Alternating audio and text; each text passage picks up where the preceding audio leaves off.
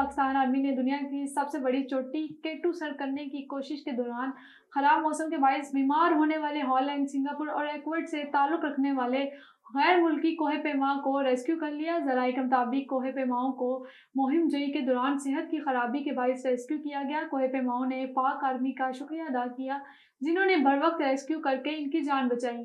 Bill की अदायगी न होने पर के इलेक्ट्रिक ने Pakistan sport board Karachi centre की बिजली काट दी। तफसीलात के मुताबिक Pakistan sport board Karachi centre के जिम्मे के इलेक्ट्रिक के 57 लाख रुपए वाजिबुल अदा हैं। बुध के रोज़ वाजिबात की अदम अदायगी पर के इलेक्ट्रिक अमले ने बिजली का कनेक्शन काट दिया था।